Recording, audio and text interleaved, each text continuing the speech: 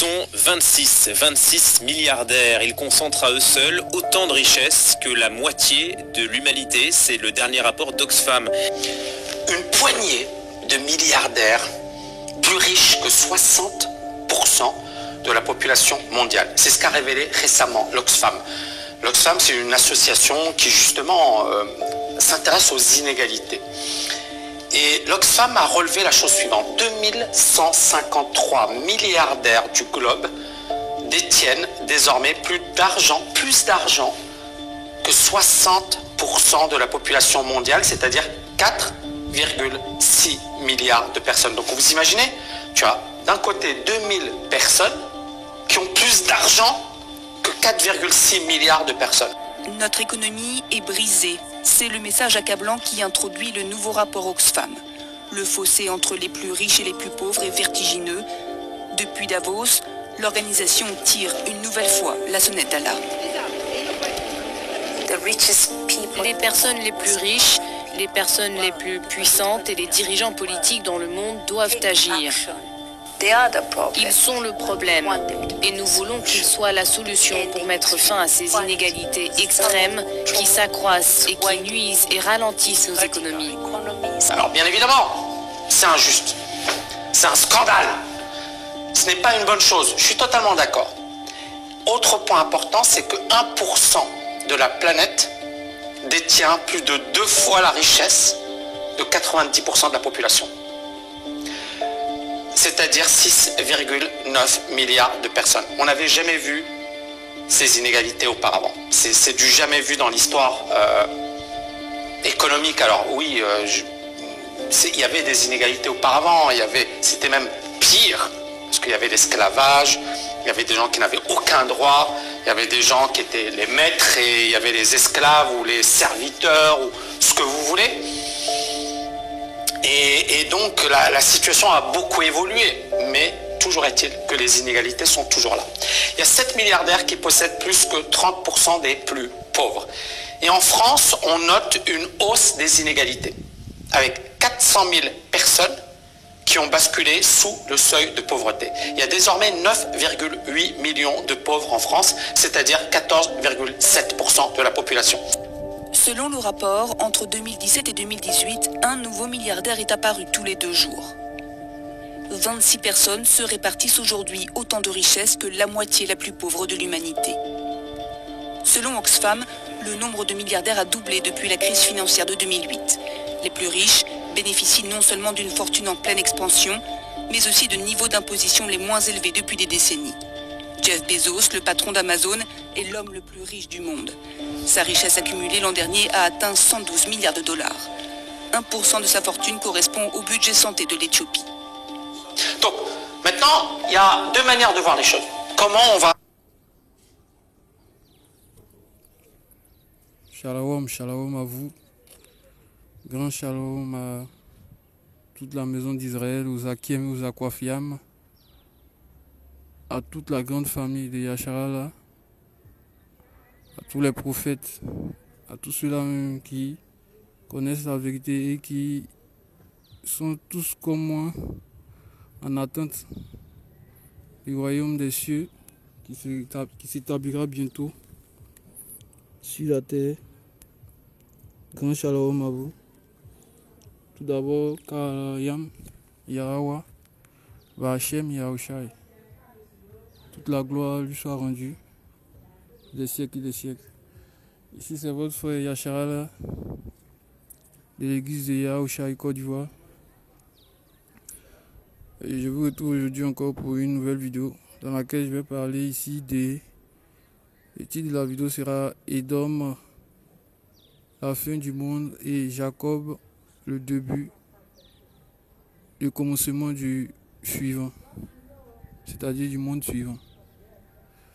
En fait, cette vidéo d'introduction que j'ai faite et que j'ai joué là tout à l'heure, c'est...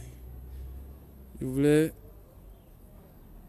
vous montrer un constat qu'une organisation a fait, Oxfam, et le constat de l'inégalité au niveau des richesses, de la répartition inégale des richesses sur la terre. Et d'autres, plein de personnes le savent, mais il faut savoir que, comme ils l'ont dit dans cette vidéo, 1% de la planète, 1% de la population mondiale détient toutes les richesses de cette terre. Et ce constat-là que nous faisons, il faut dire que ce n'est pas le fait d'un hasard que il y a ce constat-là est fait, parce que en réalité, c'est Yahweh même qui a organisé ces gens, qui a réparti ces richesses-là de cette manière.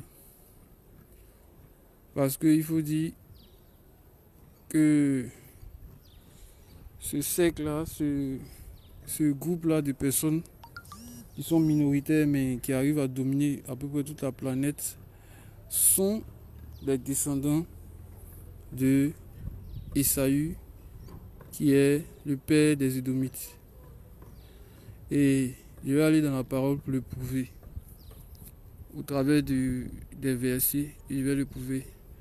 On va aller d'abord dans Genèse chapitre 25, verset, ça c'est la naissance des deux patriarches, Édom et Ésaü et Jacob. Je commence à lire à partir du verset 24, on dit: et lorsque ces jours pour être délivrés furent accomplis, voici qu'il y avait des jumeaux dans sa matrice. Le premier sortit roux, tout couvert comme un vêtement velu, et il l'appelait Ésaü. Donc retenez, d'abord on dit les sortis roux. Sortis roux, ça veut dire, on peut dire, disons, rouge. Il a la peau rouge. Ensuite on dit, et après cela sortit son frère, et sa main tenait le talon d'Ésaü. Son nom fut appelé Jacob. Et Isaac était âgé de 60 ans quand elle les enfanta. Donc vous voyez à peu près ce qui se passe, c'est que lorsque Rebecca a mis au monde ses enfants, les frères jumeaux Ésaü et Jacob, il y a un fait qui est peu observable, c'est-à-dire un fait mystérieux qui s'est produit pendant la naissance de ces deux enfants.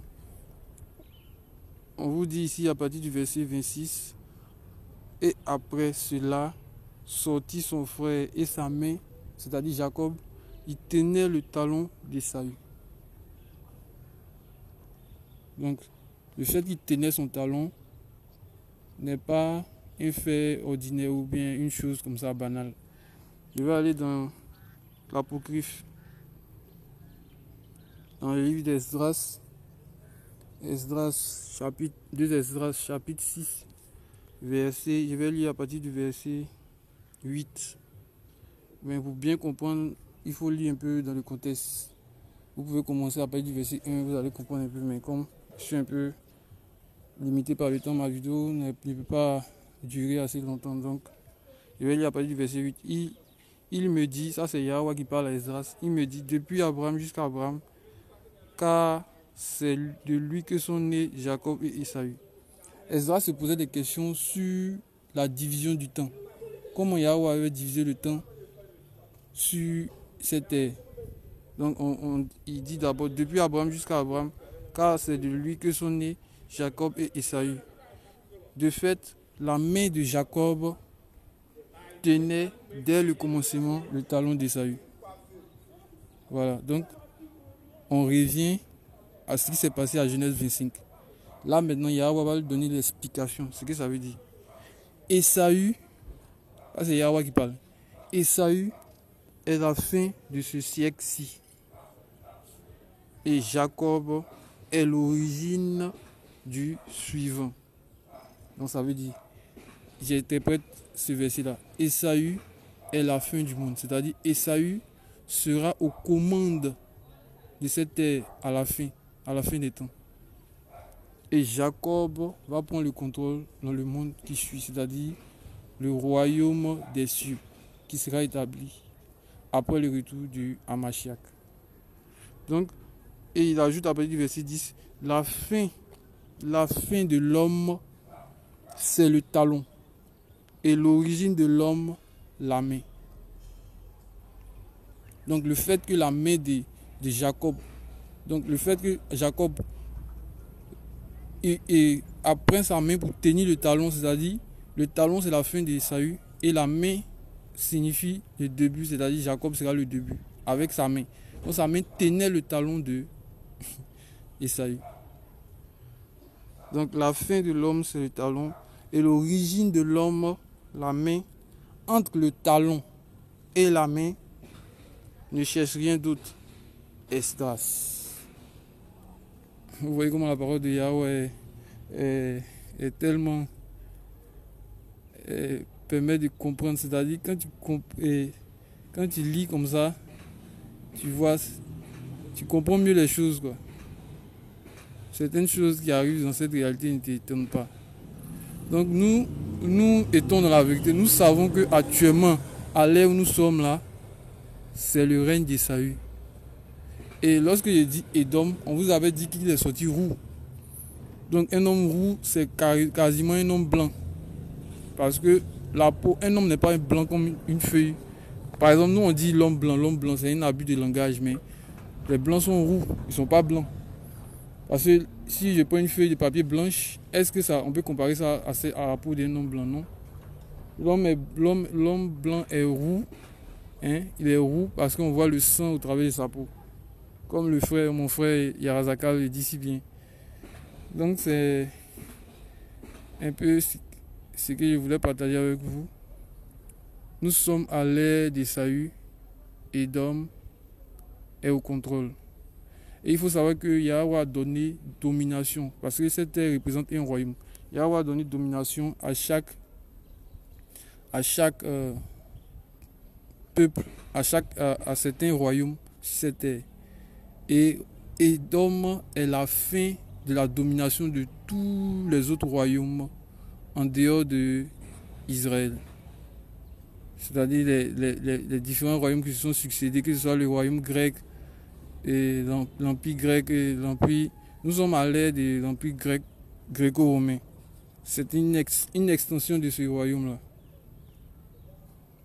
La preuve, c'est que nous utilisons le calendrier grégorien. Nous utilisons le calendrier grégorien, que ce soit les lois sont basées un peu près sur tout ce que la Rome faisait, la Rome antique faisait. Alors c'était un peu cette vidéo que je voulais partager avec vous. Donc, Ésaü est la fin du monde, c'est-à-dire sera la tête à la fin du monde, et Jacob sera à l'origine du suivant, le monde qui va suivre. Donc Jacob aussi sera la tête dans le royaume des cieux, qui sera un royaume sur terre. Sur ce, je rends toute la gloire à Yahweh, car Yam Yahweh, Bahashem Yahushai.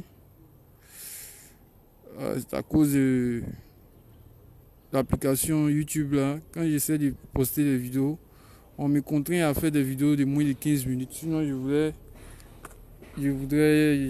voulu étendre plus ma vidéo avec plus de versets et puis plus d'explications, mais je suis limité par le temps. Donc shalom à vous et gardez la foi.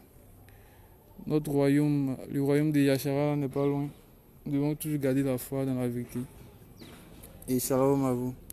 À bientôt pour une autre vidéo.